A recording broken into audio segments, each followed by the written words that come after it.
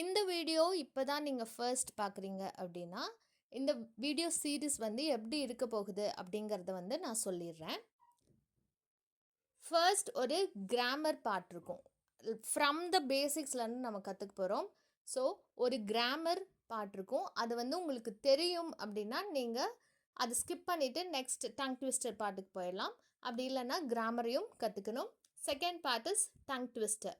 நம்மளோட ஃப்ளூவன்சி நல்லா வரணும், வார்த்தைகள்லாம் நல்லா உச்சரிக்கணும் அப்படிங்கிறதுக்காக டங் ட்விஸ்டர் பார்ட் இருக்கும். அடுத்து ஸ்டோரி, ஒரு பேசேஜ் இல்லை ஒரு ஸ்டோரி, ஒரு பேராகிராஃப், ஏதோ ஒன்று ரீடிங் கேப்பபிலிட்டியை இம்ப்ரூவ் பண்ணுறதுக்காக ரீடிங் பார்ட் இருக்கும். And finally task. அன்னைக்கு உங்களுக்கு ஒரு டாஸ்க் கொடுக்கப்படும். அதை வந்து நீங்கள் கரெக்டாக ஃபாலோ பண்ணிட்டு வந்தீங்கனாலே next 3 months we can see significant changes in our speaking skills. அதே மாதிரி பேரலாக வெக்காப்ஸ் டெய்லி 2 new words போஸ்ட் பண்ணிகிட்ருக்கோம். அதுக்கு தெனந்தேர் குவிசஸ், தெனந்தேர் ரிவிஷன்ஸ் எல்லாமே கொடுத்துட்ருக்கோம். அதையும் ரெகுலராக ஃபாலோ பண்ணிங்கன்னா 3 months we can see significant changes and we can speak in English fluently, fearlessly and flawlessly as well. Yesterday கிளாஸில் ஒரு ஆக்சிலரி வேர்ப்ஸ் சார்ட் கொடுத்துருந்தேன். இங்கே பாருங்கள், இதுதான் அந்த ஆக்சிலரி வேர்ப்ஸ் சார்ட். இது வந்து என்னன்னு தெரியலனாலும் பரவாயில்ல, இந்த சார்ட்டை நீங்கள் அப்படியே பேஸ்ட் பண்ணி ஒரு A4 ஷீட்டில் எழுதி ஒட்டி வச்சுக்கோங்க. உங்களுக்கு வந்து இது என்னென்ன இதில் வந்து ஒரு 24 ஆக்சிலரி வேர்ப்ஸ் இருக்குது. ஆக்சிலரி வேர்ப்ஸ்னால் என்னன்னு தெரியலன்னா பரவாயில்ல, 24 இருக்குது. அந்த 24ம் எப்போ கேட்டாலும் எனக்கு ஆக்சிலரி வேர்ப்ஸ்னால் நம்ம நம்பர்ஸில் எப்படி 1 2 3 4 5 6 7 8 9 அப்படி சொல்கிறோமோ, இந்த 24 ஆம் அப்படின்னா ஒரு ஆக்சிலரி வேர்ப் அப்படிங்கிறது உங்களுக்கு தெரியணும். கேன் அப்படின்னா ஒரு ஆக்சிலரி வேர்ப் அப்படின்னு உங்களுக்கு தெரியணும். அது என்னன்னு தெரியலன்னா பரவாயில்ல, அது வந்து கம்மிங் கிளாஸில் சொல்கிறேன். பட் இங்கே வந்து நீங்கள் இந்த 24 ஆக்சிலரி வேர்ப்ஸையும் மக்கப் பண்ணினா கூட பரவாயில்ல. நீங்கள் வந்து இது வந்து கண்டிப்பாக தெரிய வேண்டிய விஷயம். இதனோட இம்பார்ட்டன்ஸ் என்னென்னா வர்ற வீடியோஸில் உங்களுக்கு தெரியும். ஸோ இதை கண்டிப்பாக நீங்கள் வந்து கற்றுக்கோங்க. ஓகே, இன்னைக்கான கிராமர் பார்ட் என்னன்னு பார்க்கலாம். Here is your question.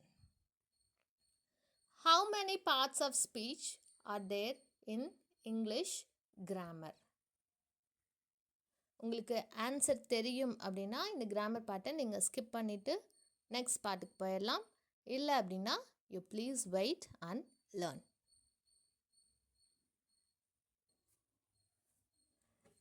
Now here is your answer. Parts of speech அப்படின்னா என்னென்னா, இப்போது நம்ம தமிழில் எடுத்துக்கிட்டோம்னா அவன் எழுதினான் அப்படின்னு வச்சுக்கலாம். அப்படின்னா இதில் அவன் அப்படிங்கிறது ஒரு பெயர்ச்சொல், எழுதினான் அப்படிங்கிறது ஒரு வினைச்சொல் அப்படின்னு சொல்கிறோம் இல்லையா? அது மாதிரி இங்கிலீஷ்லையும் எந்த ஒரு வேர்ட் நம்ம யூஸ் பண்ணாலும் அது இந்த 8 பார்ட்ஸ் ஆஃப் ஸ்பீச்குள்ளே தான் வரும். அதுதான் வந்து எந்த ஒரு வேர்டு எடுத்தாலும் இந்த 8க்குள்ளே அது வந்து வந்துடும். அது போக இந்த 8 இல்லாமல் இன்னும் ஒரு விஷயம் சொல்லுவாங்க. அது என்னென்னா ஆர்டிகிள்ஸ். ஆர்டிகிள்ஸ் அப்படின்னா என்னென்னு தெரிஞ்சுக்கோங்க. எ, அண்ட், த, இது 3 தான் ஆர்டிகிள்ஸ். ஸோ இனி வர்ற கிளாஸஸில் நம்ம என்ன கற்றுக்க போகிறோம் அப்படின்னா இதெல்லாம் என்னென்ன அப்படின்னு நமக்கு தெரியணும். ஏன்னா இப்போ ஒரு வேர்ட், ஒரு சென்டென்ஸ் நம்ம கொடுக்குறோம் அப்படின்னா இது வந்து நவுன், இது வேர்ப், இது அட்ஜெக்டிவ், இது ப்ரிப்போசிஷன் அப்படின்னு நமக்கு சொல்ல தெரிஞ்சிருச்சுன்னா எது எங்கே வரும், எது முன்ன பின்ன வரும் அப்படிங்கிறது நமக்கு நல்லா தெரிஞ்சிடும். அப்போது நம்ம கிராமர் எரர் வந்து அங்கே இருக்காது. இப்போது ஃபார் எக்ஸாம்பிள் இந்த சென்டென்ஸ்லேயே பாருங்களேன், சீதா டான்ஸ்ட் பியூட்டிஃபுல்லி. இப்போ சீதா அப்படிங்கிறது ஒரு நவுன், டான்ஸ்ட் அப்படிங்கிறது ஒரு வேர்ப், பியூட்டிஃபுல்லி அப்படிங்கிறது ஒரு அட்வர்ப். அதே மாதிரி இங்கே இது என்னென்னு தெரியலன்னா பரவாயில்ல, இது எல்லாத்தையும் இப்போது தே ஆர் பிளேயிங் அப்படின்னு இருக்கா, இது எல்லாம் என்னென்னு கற்றுக்கிட்டு முடித்ததுக்கப்புறம் உங்களுக்கே வந்து எந்த சென்டென்ஸ் கொடுத்தாலும் இது வந்து நவுன், இது verb, இது adjective, இது adverb அப்படின்னு சொல்ல ஆரம்பிச்சிருவீங்க. ஸோ அதை நம்ம கற்றுக்கிட்டோம்னாலே அடுத்தடுத்து இருக்கிறதெல்லாம் ரொம்ப ஈஸியாக வந்துடும். இன்னைக்கு கிளாஸில் என்னென்னா இந்த பார்ட்ஸ் ஆஃப் ஸ்பீச் 8 இருக்குது, 8 பார்ட்ஸ் ஆஃப் ஸ்பீச் இருக்குது. அது என்னென்ன அப்படிங்கிறத மட்டும் நீங்கள் தெரிஞ்சுக்கோங்க. Noun, pronoun, verb, adjective, adverb, preposition, conjunction and interjection. So நாளைக்கு என்ன பார்க்க போகிறோம் அப்படின்னா நவுன் அப்படின்னா என்னென்னு நம்ம நாளைக்கு கிளாஸில் பார்க்கலாம். இன்றைக்கி grammar class is over. So முன்னாடி பார்த்தோம் இல்லையா அந்த கொஸ்டினுக்கு இப்போது ஆன்சர் தெரிஞ்சிடுச்சான்னு பாருங்கள். How many parts of speech are there in English grammar?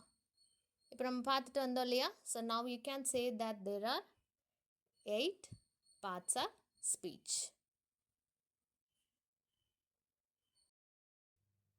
இன்னைக்கான டங் ட்விஸ்டர் பார்க்கலாம்.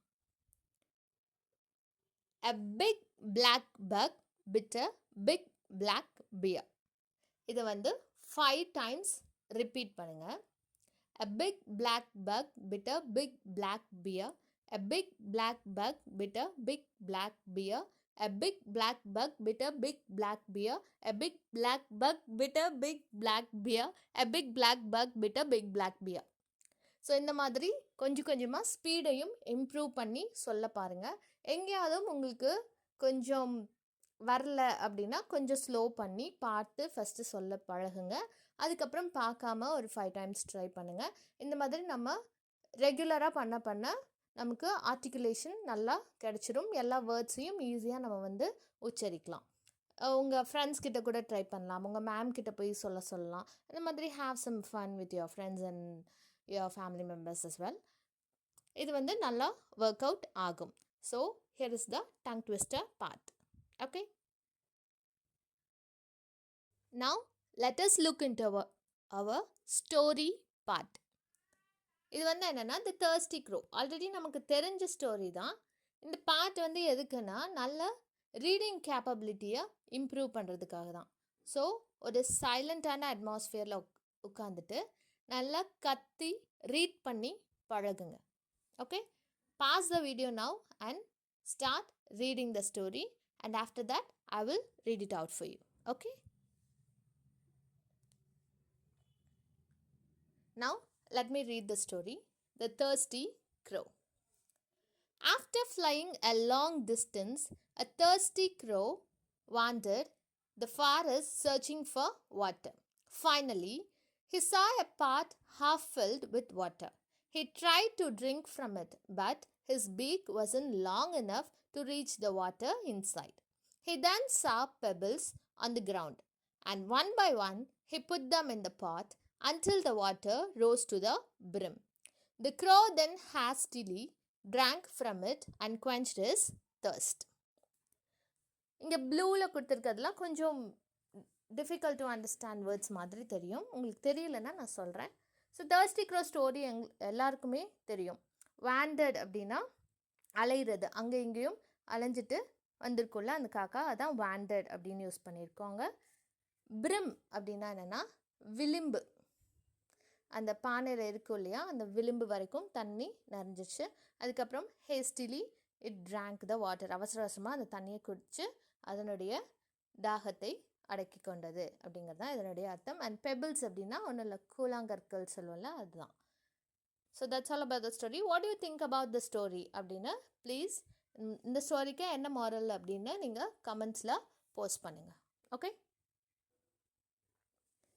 Here comes the task for the day. இன்றைக்கி உங்களுக்கான டாஸ்க் என்ன அப்படின்னா ஒரு 5 sentences பேசணும். அது ரொம்ப சிம்பிளாக இருந்தாலும் பரவாயில்ல, ஒரு 5 sentences கண்டினியூஸாக நீங்கள் வந்து பேசணும்.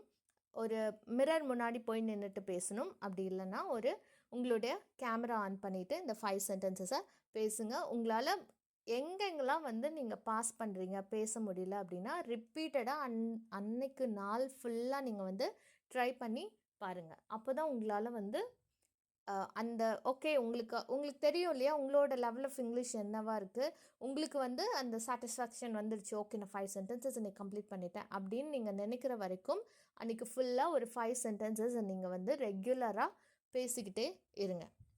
ஃபார் எக்ஸாம்பிள் எப்படி இருக்கலாம்னா, இப்போ ரொம்ப சிம்பிளாக இருந்தால் கூட போதும். My name is Arun, I love my mother, this is a chair, that is a table, I am a doctor, they are playing, I go to school. இந்த மாதிரி ஏதோ ஒரு 5 sentences. This is a pen, இல்லை ஒரு 5 sentence தானே சொல்லணும். This is a pen, this is a table, this is a chair, this is a book, this is a ஏதோ ஏதோ அந்த மாதிரி கூட ஒரு 5 சென்டென்சஸ். பார்த்தீங்களா இப்போ அந்த அந்த லாஸ்ட் சென்டென்ஸில் ஸ்ட்ரக் ஆச்சு இல்லையா, அந்த மாதிரி ஸ்ட்ரக் ஆகாமல் ஒரு 5 சென்டென்சஸ் நீங்கள் வந்து கன்ஸ்ட்ரக்ட் பண்ணணும். கேமரா முன்னாடி நின்றுட்டு, அப்படி இல்லைன்னா மிரர் முன்னாடி நின்றுட்டு கண்டினியூஸாக நீங்கள் வந்து ஒரு 5 சென்டென்சஸ் பேசணும். அதுதான் இன்றைக்கான டாஸ்க் கம்ப்ளீட் பண்ணி முடிச்சிட்டிங்கன்னா இன்றைக்கான கிளாஸஸ் ஓவர். ஓகே, நாளைக்கு இதே மாதிரி வேறு கிராமர் அண்ட் வேறு லெசன்ஸோட I will come and meet you. But make sure that you complete the task for that particular day. We can see significant improvement in our speaking skills. Okay? Tata, bye bye.